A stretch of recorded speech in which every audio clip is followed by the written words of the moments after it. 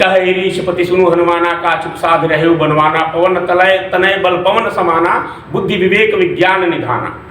हर बच्चा हनुमान है, हर बच्चा चंद्रगुप्त है, हर बच्चा सिकंदर है। जरूरत है एक जामवंत की, जरूरत है चाणक्य की, जरूरत है अरस्तु की, जो उसकी ऊर्जा को उर्वरक देते हुए सही रास्ता दे। अर्थशास्त्र का एक मूल सिद्धांत है और वो सिद्धांत है पावर। जहां पावर होगा वहां पैसा होगा। भगवान विष्णु किसके द्योतक हैं? पावर के। लक्ष्मी धन चरणों में। जहां पावर होगा वहां पैसा होगा, जहां पैसा होगा वहां, ये दोनों एक दूसरे के पूरक हैं। दोस्तों, सबसे पहले अर्थशास्त्र क्या है? सर, पूंजीवादी विचारधारा के अनुसार अर्थशास्त्र धन का विज्ञान है। ठीक है। समाजवादी विचारधारा के अनुसार अर्थशास्त्र वैसा विज्ञान है जिसमें लोगों के कल्याण के लिए। अर्थशास्त्र पे मत जाइए, सबसे पहले बताइए अर्थ क्या है। अर्थशास्त्र बड़ी व्यापक विषय है। अर्थ क्या है? अर्थ पहले आएगा ना, तब ना आर्थिक गतिविधि आएगी या अर्थशास्त्र आएगा। अर्थ क्या है?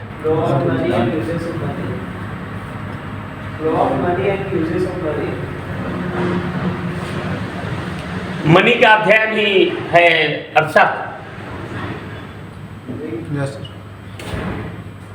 पक्का? मुद्रा का चक्र भी होता है। हम समझ गए। मुद्रा का चक्र तो जहां मुद्रा का चक्र नहीं है दोस्त, क्या वो अर्थशास्त्र में नहीं आएगा? कोई जिससे अपना मतलब उसके मतलब। अब सुन लीजिए, ठीक है, आप बोल सही रहे हैं, एग्जैक्ट पॉइंट क्लिक नहीं कर रहे हैं। दो चीजें, ठीक है, मुद्रा और धन। मुद्रा अलग है। मुद्रा मतलब पैसा, धन की इकाई, ठीक है, और धन एग्जैक्ट धन की इकाई, यूनिट ऑफ वेल्थ मुद्रा। और दूसरी चीज धन। धन व्यापक शब्द है। धन में सिर्फ मुद्रा नहीं आती।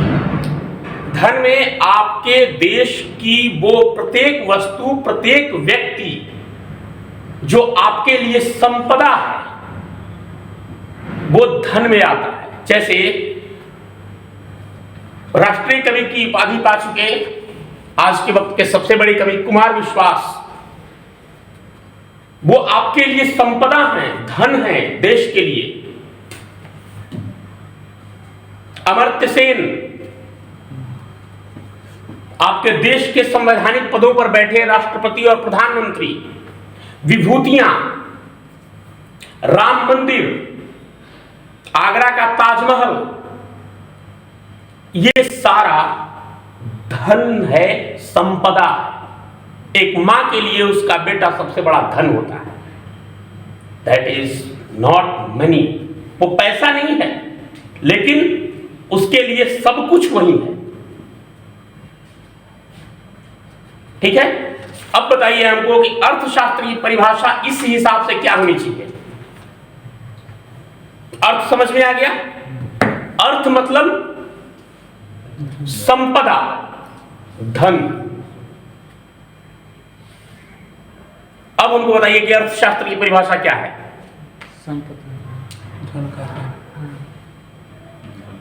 उन बातों का अध्ययन जिनका प्रभाव देश, समाज, व्यक्ति के संपदा पर पड़ता हो। देश, समाज, व्यक्ति के संपदा को जो बातें प्रभावित करती हों, उनका अध्ययन अर्थशास्त्र कहलाता है। ठीक है। अब आते हैं विषय वस्तु पर। तो अर्थशास्त्र में, अर्थशास्त्र के फादर कौन माने जाते हैं? Adam Smith. एडम स्मिथ कहाँ के थे? Britain, UK. ठीक है। 5 जून 1723 से 17 जुलाई 1790। एक चीज ध्यान रखिएगा यहां, इसीलिए मैंने नोट किया है, 18वीं शताब्दी में इन्होंने अर्थशास्त्र की परिभाषा दी। अब कंफ्यूजन करिएगा कि 1723 है तो 18वीं कैसे हो गया? रनिंग पीरियड आगे नहीं चलता है, 1700 तो कंप्लीट हो गया है, आगे चल रहा है 17वीं है ना, 18 सॉरी 18वीं है ना, ठीक है। 18 से आगे चल रहा तो 19वीं आ गई, ठीक है। 18वीं शताब्दी में ब्रिटेन में इनका जन्म होता है। इनकी परिभाषा जो मूल रूप से है वो कहते हैं कि धन का विज्ञान ही अर्थशास्त्र है, यानी अर्थशास्त्र धन का विज्ञान है। इन्होंने एक बड़ी फेमस किताब लिखी, an inquiry into the nature and the causes of wealth of nation. इसका शॉर्ट फॉर्म में हम याद रखते हैं वेल्थ ऑफ नेशन। इस व्यक्ति ने उसी वक्त कह दिया राष्ट्र की संपदा। हालांकि इनकी आलोचनाएं बहुत हुई हैं, वो मैं आगे बताऊंगा, लेकिन राष्ट्र की संपदा। दूसरी चीज कि इनकी आलोचनाएं ये कह के होती हैं कि भाई साहब आप तो सिर्फ धन की बात करते हैं, पैसे की बात करते हैं, तो क्या जो निर्धन है, जिसके पास पैसे नहीं हैं, वो अर्थशास्त्र का विषय नहीं है या नहीं है? है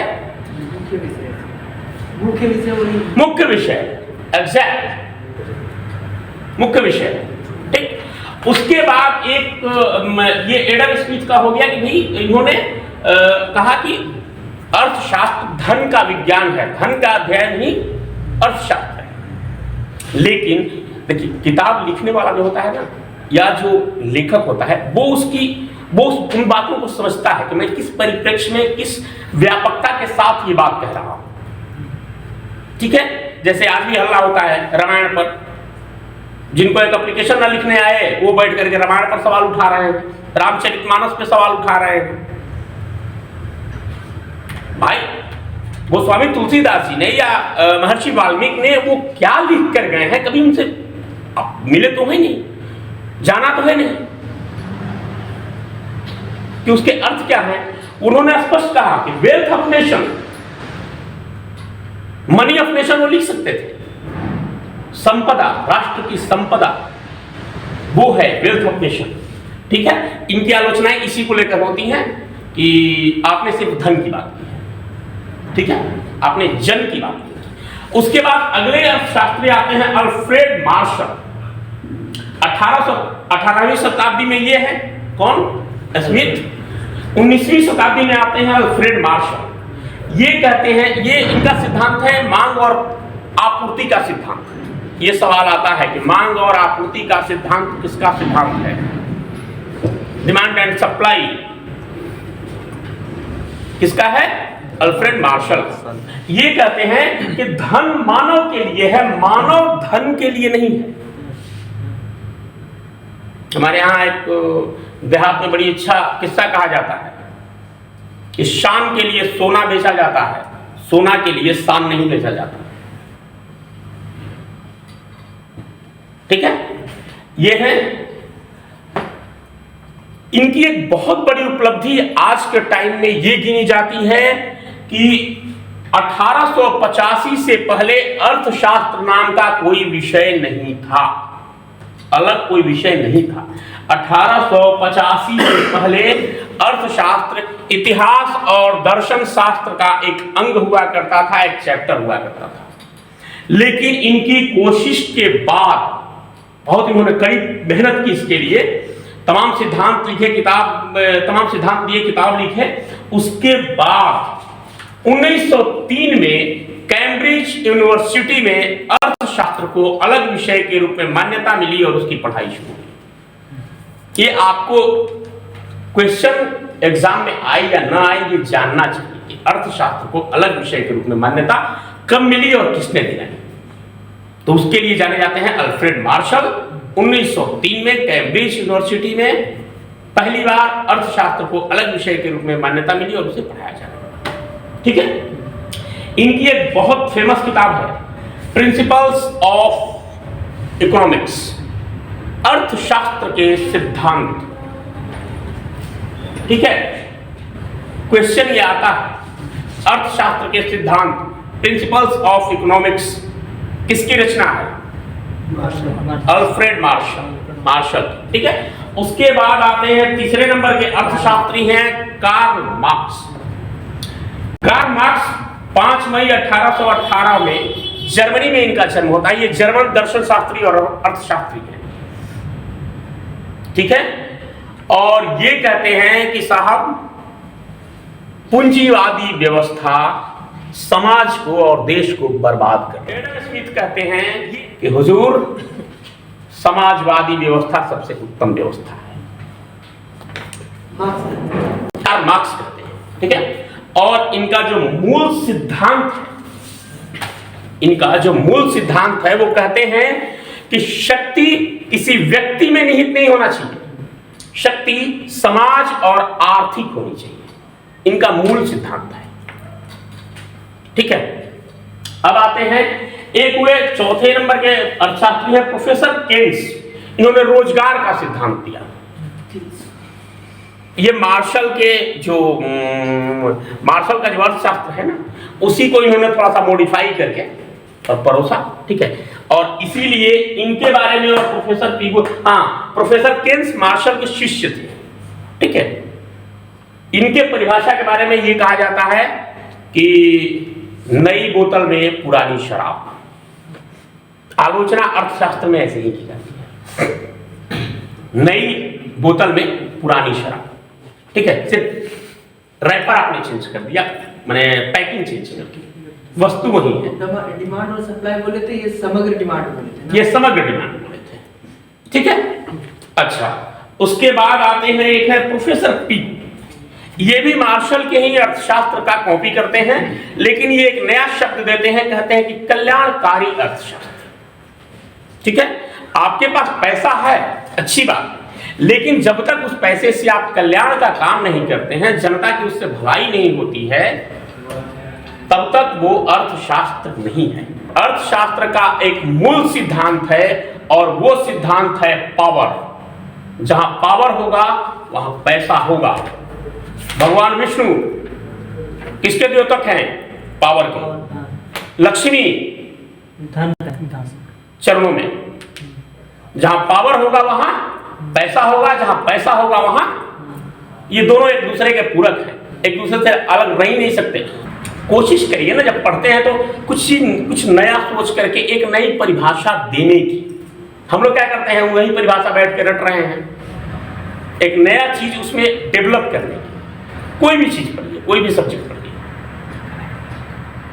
कहे ऋषिपति सुनु हनुमाना, का चुप साध रहे बनवाना, पवन तलय तनय बल पवन समाना, बुद्धि विवेक विज्ञान निधाना।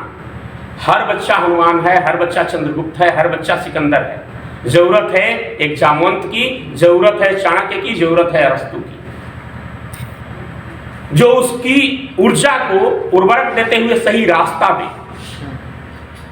सही दिशा दे, कि वो उस क्षेत्र में अपना काम करे। हनुमान जी चुपचाप बैठ के राम राम ही जप रहे थे। जामवंत जी बोले कि बैठ के राम राम करने से नहीं होगा, लांघना है समंदर।